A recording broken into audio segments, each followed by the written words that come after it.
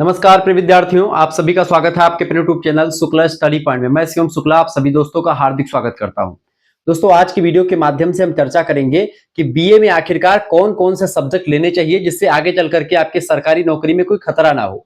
यानी जब आप बीएड करते हैं या फिर यूपीएससी के लिए प्रिपेयर करना चाहते हैं या फिर और कोई डॉक्टर बनना चाहते हैं, इंजीनियर बनना चाहते हैं या फिर क्या भी आप कुछ भी करना चाहते हैं, कोई सरकारी नौकरी करना चाहते हैं, टीचर बनना चाहते हैं, प्रोफेसर बनना चाहते हैं, तो बाद में क्या होता है पता चलता है कि आपने इस सब्जेक्ट के साथ ये सब्जेक्ट नहीं लिया, इसीलिए आपका दिक्कत हो गया। ठीक है, या संस्कृत सब्जेक्ट आपने पढ़ा तो उसके साथ कौन सब्जेक्ट पढ़ना चाहिए, ज्योग्राफी के साथ कौन सा कॉम्बिनेशन सब्जेक्ट होगा तब आप बीएड कर पाएंगे, तब आप टीजीटी पीजीटी दे पाएंगे। ऐसे तमाम प्रकार के जो नियम कायदे होते हैं उसको मैं बारीकी के साथ आज की वीडियो के माध्यम से बताऊंगा। दोस्तों, वीडियो को लाइक कर दीजिएगा, चैनल पर नए हैं तो सब्सक्राइब कर दीजिएगा और हमारा एक दूसरा चैनल है को करिकुलर मास्टर, उसको भी सब्सक्राइब कर लीजिएगा।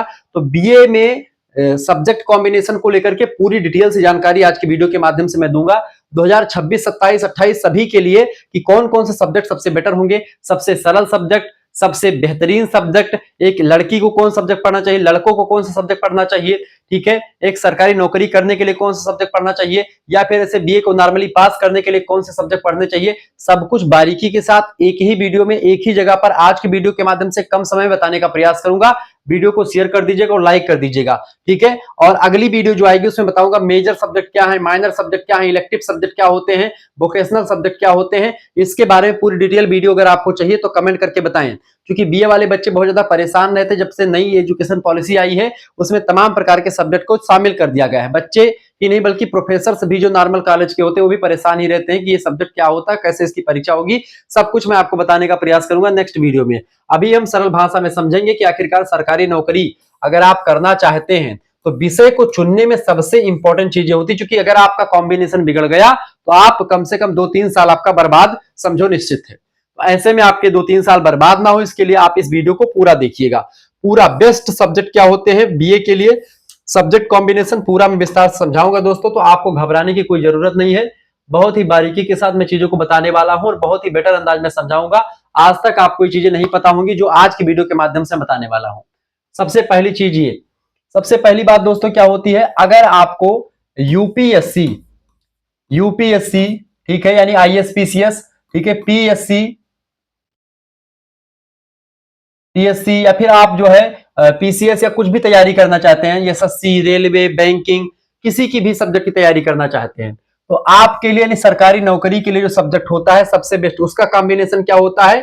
और उससे सरकारी नौकरी ही नहीं, सरकारी नौकरी के लिए इसलिए बता रहा हूं क्योंकि कम से कम 60% सिलेबस आपका जो होता है वो कवर हो जाता है इन्हीं सब्जेक्ट से। इसीलिए मैं कह रहा हूं जैसे जीएस के सारे सब्जेक्ट आपके, जैसे कि आपका जियोग्राफी सब्जेक्ट, ठीक है, जियोग्राफी सब्जेक्ट जो होता है ये 4 सब्जेक्ट, हिस्ट्री, और ये बीए 5th सेमेस्टर वाले छात्र छात्राएं ध्यान रखेंगे जब भी आप सब्जेक्ट को छोड़ रहे हो तो इन चीजों का जरूर ध्यान रखना। आज की वीडियो आपके लिए भी है बहुत ज्यादा। हिस्ट्री, ठीक है, और इसके अलावा आपका और सब्जेक्ट कौन सा हो जाएगा, पॉलिटिकल साइंस, यानी पॉलिटी में शॉर्ट फॉर्म में लिख दे रहा हूं। और चौथा सब्जेक्ट आपका होता है दोस्तों, तो पहला सब्जेक्ट आपका जियोग्राफी, दूसरा हिस्ट्री, तीसरा आपका पॉलिटी और चौथा सब्जेक्ट आपका होता है दोस्तों कौन सा, चौथा सब्जेक्ट आपका है, उसका नाम है इकोनॉमिक्स, ठीक है,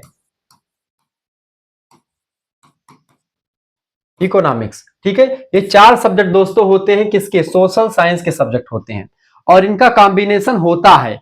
अगर आप बीए के फोर्थ सेमेस्टर की परीक्षा दे चुके हैं, 5th सेमेस्टर में जा रहे हैं और आप यह सोच रहे हैं कि हम इन सब्जेक्ट में से अगर 2 सब्जेक्ट आपके पास है तो इन दोनों सब्जेक्ट से आप चाहे तो जियोग्राफी हिस्ट्री का कॉम्बिनेशन बढ़िया बना सकते हैं, आप हिस्ट्री पॉलिटी का कॉम्बिनेशन बढ़िया बना सकते हैं, आप इको जियोग्राफी का कॉम्बिनेशन अच्छा बना सकते हैं। मतलब इन चारों में से किसी का भी कॉम्बिनेशन आप बना करके जाएंगे अच्छा हो जाएगा।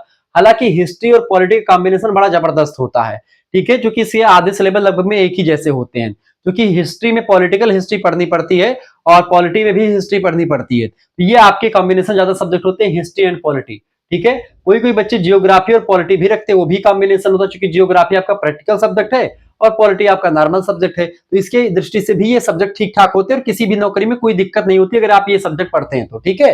और आपकी तैयारी जैसे यूपीएससी से लेकर के जितने भी सरकारी नौकरी में जीके जीएस पूछा आता है, उन सभी में यही 4 सब्जेक्ट जो है मेन होते हैं और इससे बाहर कुछ भी नहीं पूछा जाता है। तो सबसे पहली बात तो आपकी होगी सोशल साइंस का ये 4 सब्जेक्ट जो होते हैं इनका ऑटोमेटिक कॉम्बिनेशन होता है, इसमें कोई दो राय नहीं है। अगर आपका 3 सब्जेक्ट है, हिंदी है, जियोग्राफी है, पॉलिटी है, 3 सब्जेक्ट आपका 4th सेमेस्टर में है, तो आप 5th सेमेस्टर में कौन सा सब्जेक्ट छोड़ें, ऐसे भी प्रश्न आपके दिमाग में चलते हैं। इसको लेकर के मैं सेपरेट वीडियो बनाऊंगा कि 5th सेमेस्टर में कौन सब्जेक्ट छोड़ना चाहिए। लेकिन यहां पर एक चीज यहां पर समझने की जरूरत है कि अगर हिस्ट्री पॉलिटी आपका या जियोग्राफी पॉलिटी है या इको पॉलिटी आपका है और एक सब्जेक्ट हिंदी है, जियोग्राफी आपका है या शिक्षा शास्त्र है, समाज शास्त्र है, तो आप हिस्ट्री पॉलिटी को रख लीजिएगा और शिक्षा शास्त्र समाज शास्त्र को छोड़ दीजिएगा, हिंदी को छोड़ दीजिएगा, क्योंकि आप सरकारी नौकरी में फिर दिक्कत हो जाएगी आपको, क्योंकि सोशल साइंस का कॉम्बिनेशन बनेगा और बीएड करने में भी आपको दिक्कत हो जाएगी अगर ये सब्जेक्ट आपके साथ में नहीं रहेंगे। दूसरी बात यहां पर ये होती दोस्तों कि अगर आप बीएड करना चाहते हैं, ठीक है, अगर आप बीएड, तो ये तो हो गया आपका क्या सरकारी नौकरी वाला जो मैंने आपको बता दिया। अब सरकारी नौकरी के बाद में हम आगे चलते हैं दोस्तों। सरकारी नौकरी के बाद में क्या हो गया आपका, सरकारी नौकरी हो गई है, ठीक है, तो ये चीजें आपकी डिसाइड कर सकती हैं, तो ये बीए कॉम्बिनेशन आपका हो गया। दूसरा चीज है दोस्तों टीजीटी पीजीटी, टीजीटी और पीजीटी में सबसे जो है एक जबरदस्त जो नियम है, अगर आप हिंदी सब्जेक्ट से करना चाहते हैं तो कई सारे राज्यों में टीजीटी पीजीटी के लिए क्या है, हिंदी के साथ संस्कृत होना बहुत जरूरी है। तो जब कभी भी आप हिंदी सब्जेक्ट लेते हैं दोस्तों, अगर आपने हिंदी सब्जेक्ट ले लिया है तो आंख बंद करके आप उसके साथ संस्कृत जरूर लीजिएगा। अगर आपने हिंदी के साथ संस्कृत नहीं लिया है तो आप कक्षा 10 और कक्षा 12 के टीचर बनना आपका एक सपना ही रह जाएगा, आप भूल जाइए, क्योंकि बाद में फिर से आपको संस्कृत लेना पड़ेगा, संस्कृत से आपको एकल सब्जेक्ट से बीए करना पड़ेगा अगर आपने हिंदी के साथ संस्कृत नहीं लिया। यही गलती मैंने की है, नहीं तो आज मैं एक प्रकार से आप टीजीटी पीजीटी का फॉर्म दे सकता था, ठीक है, लेकिन नहीं दे सकते हैं। लेकिन अगर आपको प्रोफेसर बनना है तो कोई सब्जेक्ट कॉम्बिनेशन मैटर ही नहीं करता, कुछ भी आप पढ़ करके गए हो कोई दिक्कत नहीं, वहां पर बीए खत्म, एमए का देखा जाता है, यानी कि आप उस सब्जेक्ट से एमए होनी चाहिए तब आप जेआरएफ कर सकते हैं, उसमें कोई बाउंडेशन नहीं। हिंदी के साथ संस्कृत है अथवा नहीं है, इस बात को एक प्रकार से भूल जाइए। अगर आप टीजीटी पीजीटी देने जा रहे हैं तो संस्कृत जरूरी है, लेकिन अगर आप नेट जेआरएफ की परीक्षा देने जा रहे हैं तो आपके लिए हिंदी के साथ संस्कृत है या नहीं उसका कोई मैटर नहीं करता है, सबसे पहली बात। तो टीजीटी पीजीटी के लिए यानी सरकारी शिक्षक बनने के लिए आपको हिंदी के साथ संस्कृत का होना बहुत जरूरी है। और कोई एक सामाजिक विज्ञान आप ले सकते हैं, जैसे कि आप हिंदी संस्कृत ले लीजिए, इतिहास या पॉलिटी आप ले लीजिए, या जियोग्राफी ले लीजिए, जियोग्राफी प्रैक्टिकल सब्जेक्ट है। अगर आप लड़की हैं तो आप होम साइंस ले लीजिए, इससे होम साइंस एक प्रैक्टिकल सब्जेक्ट है और बीए में प्रैक्टिकल सब्जेक्ट में आपके कॉलेज से नंबर आसानी से मिल जाते हैं, इसीलिए मैं समझा रहा हूं। तो ये हो गया आपका सरकारी शिक्षक बनने के लिए सब्जेक्ट कॉम्बिनेशन हिंदी संस्कृत और एक सब्जेक्ट।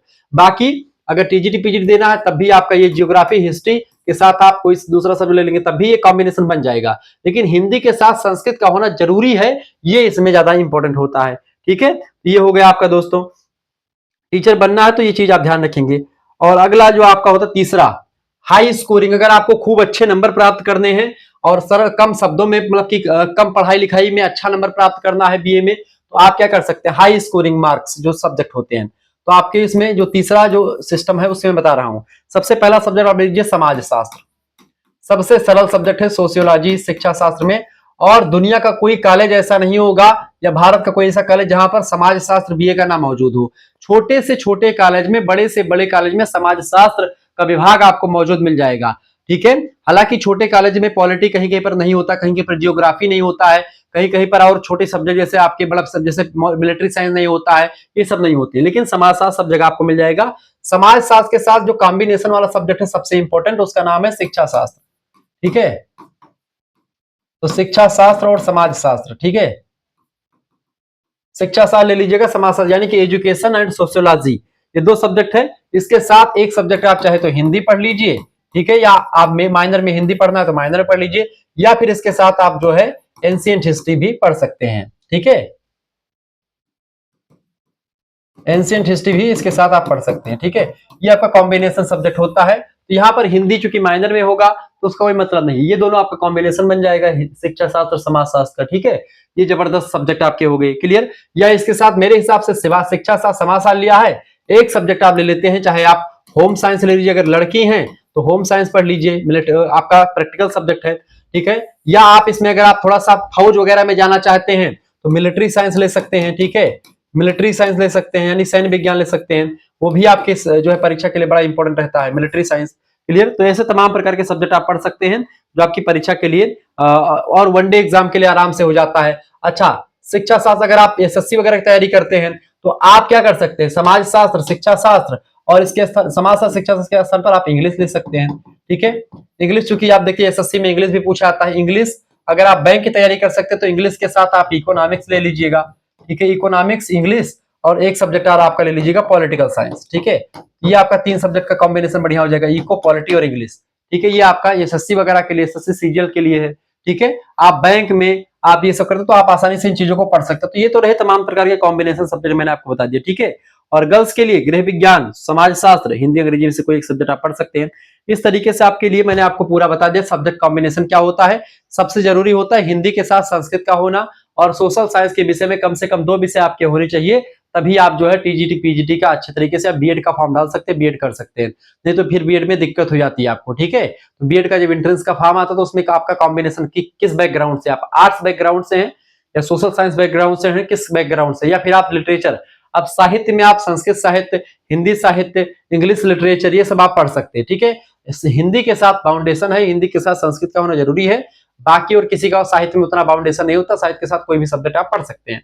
तो जनरली आपके लिए मैंने बता दिया। तो बीए में दोस्तों अगर सब्जेक्ट लेना चाहते हैं, आपका लक्ष्य क्या है, आपका गोल क्या है, इस पर डिपेंड करता है कि आप कौन सा सब्जेक्ट चूज करेंगे। लेकिन हाँ, अगर आपको टीजीटी पीजीटी इंटर तक, हाई स्कूल तक मास्टर बनना है तो कई राज्यों में हिंदी के साथ संस्कृत का होना बहुत जरूरी होता है और ये जरूर आपको करना पड़ता है। इस तरीके से मैंने आपको बता दिया। ठीक है, टीजीटी पीजीटी इसके लिए मैंने बता दिया। इसके अलावा जब आप बीएड करते हैं दोस्तों तो टेट सीटेट की परीक्षा देने के योग्य होते हैं। तो सब चीजें मैं किसी नेक्स्ट वीडियो में बताऊंगा। अगर टेट सीटेट के बारे में जानना है, क्या होता है, क्या होता है, कैसे होता है, उसके बारे में मैं सेपरेट वीडियो बना दूंगा। यानी कि अगर आप बीए के बाद आप एमए करेंगे तो आप पीएचडी प्रोफेसर बनेंगे, लेकिन अगर आप बीए के बाद में बीएड करते हैं तो आप टेट सीटेट की परीक्षा दे करके आप नौकरी पा सकते हैं। बीएड की परीक्षा देने के बाद में, बीएड के बाद में आप टीजीटी पीजीटी भी दे सकते हैं। ठीक है, ये बात ध्यान रखेंगे। या फिर आप बीटीसी भी, डीएलएड कर सकते हैं। तो कई सारे ऑप्शंस होते हैं आपके समक्ष, इसके बारे में विस्तार से बताता रहूंगा।